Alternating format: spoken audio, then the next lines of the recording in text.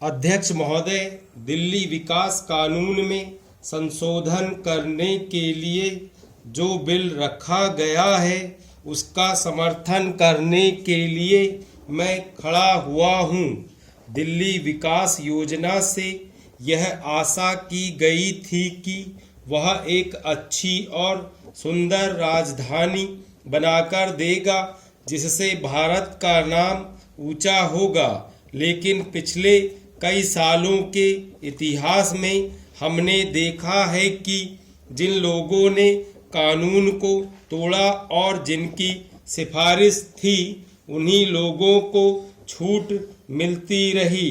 दिल्ली भारत का दिल है और भारत के दिल में कुछ सड़कों पर लोगों ने दुकानें भी बना ली हैं। जामा मस्जिद जो एक बहुत बड़ा धार्मिक स्थान है, उसके चारों तरफ जो घेराव किया गया वह किसी दूसरे धर्म के लोगों ने नहीं किया बल्कि इस्लाम धर्म के मानने वालों ने किया। वे लोग वहां पर किसी को दाखिल नहीं होने देते थे, इसलिए उनको वहां से हटाया गया है। मैं चाहता हूं कि सबसे पहले उन लोगों को स्थान दिया जाए जिनकी जमीन ली गई है, जिनका पैसा छीना गया है। उन लोगों को स्थान दिया जाए जिन लोगों ने देश की आज़ादी के लिए कुर्बानी दी। उन लोगों के हितों की रक्षा की जानी चाहिए और उनको सस्ते दामों पर मकान और ज़मीन दी जानी चाहिए।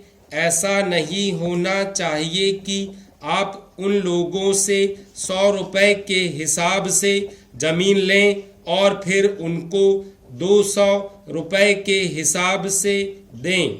यह उनके साथ बहुत बड़ा अन्याय होगा।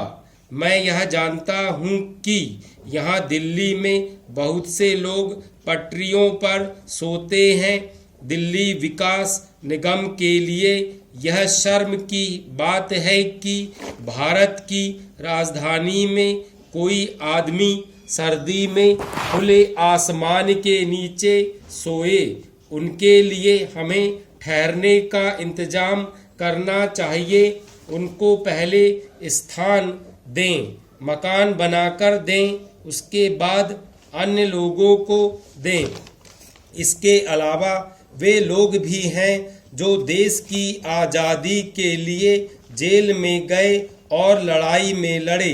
वे लोग यदि दिल्ली में दिल्ली विकास निगम से कोई मकान मांगे या कोई प्लॉट मांगे तो उनको पहले ही दिया जाना चाहिए। उनको पैसा देने में भी रियायत मिलनी चाहिए जिन्होंने आज़ादी के लिए योगदान दिया पर दिल्ली में मकान नहीं बना सके। इस प्रकार के लोगों को दिल्ली में रहने के लिए घर के लिए जमीन या मकान की व्यवस्था की जाए। मैं मंत्री महोदय से कहना चाहता हूं कि संसद सदस्य जब अवकाश लेते हैं तथा जिनके पास दिल्ली में अपना मकान नहीं है, दिल्ली विकास निगम द्वारा उनके मकान या जमीन दी जानी चाहिए। सभापति जी, इसमें संदेह नहीं है कि दिल्ली विकास निगम ने जनता के लिए कम आय वाला तथा सभी लोगों के लिए घर और मकान बनाए हैं, परंतु वे आवश्यकता से काफ़ी कम हैं और उनकी कीमत भी इतनी अधिक रखी गई है कि वे लोगों की पहुंच से बिल्कुल ही बाहर हैं। सभापति महोदय, मैं आज इस वित्त विधेयक का समर्थन करने के लिए खड़ा हुआ हूं। माननीय वित्त मंत्री जी ने सदन के सामने जो विधेयक प्रस्तुत किया है, मैं उसका समर्थन करता हूं और उस पर अपने विचार सदन के सामने रखना चाहता हूं।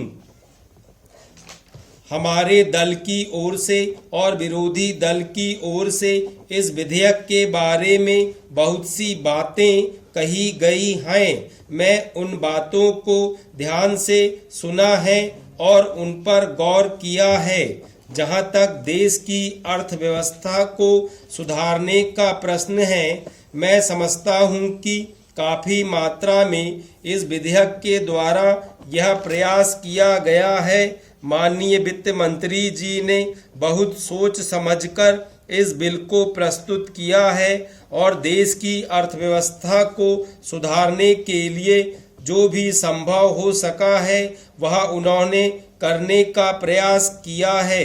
अपने सीमित साधनों को देखते हुए यह प्रयास सराहनीय है, जिसका मैं हार्दिक समर्थन करता हूं। महोदय, पूर्वी उत्तर प्रदेश के लिए मैं एक बात आपके द्वारा माननीय वित्त मंत्री जी से निवेदन करना चाहता हूं, और वह यह है कि वहां के ज़्यादातर लोग खेती करने वाले हैं, खेतीहर मजदूर हैं। वहां पर कोई बड़ा उद्योग भी नहीं है। जो छोटे मोटे उद्योग वहां पर चल रहे हैं, उनसे वहां की समस्या हल होने वाली नहीं है। इसलिए मैं आपके द्वारा उनसे निवेदन करना चाहता हूं कि पूर्वी उत्तर प्रदेश के लिए वे अधिक उद्योगों की व्यवस्था करें ताकि वहां का विकास हो सके।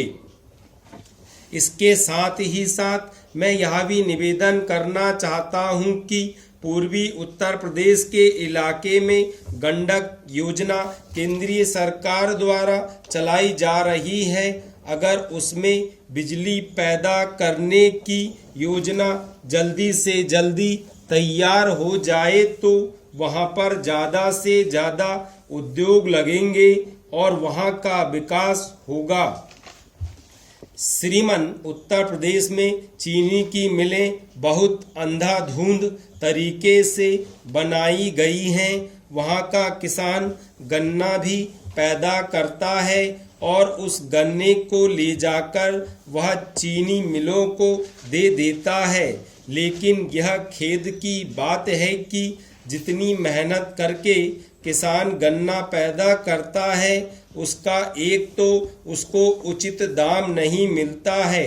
यदि वह गन्ने को खेत में ही पड़ा रहने देता है तो उसकी दूसरी फसल मारी जाती है, तब वह गन्ना उसे बहुत महंगा पड़ता है, जिसका दाम उसे नहीं मिल पाता है। इसके साथ ही साथ उसको साल साल भर तक गन्ने का भुगतान नहीं किया जाता है।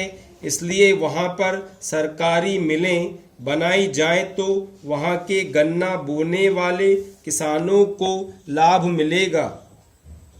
महोदय, एक बात मैं सोने पर जो सरकार ने नियंत्रण किया है उसके बारे में भी कहना चाहता हूँ। मेरे ख्याल में यह निर्णय जो सरकार ने किया है व्यवहारिक नहीं है। जो सुनार है उनके पुनर्वास के लिए हम तरह तरह के काम कर रहे हैं, लेकिन सोने की तस्करी भारी मात्रा में हो रही है।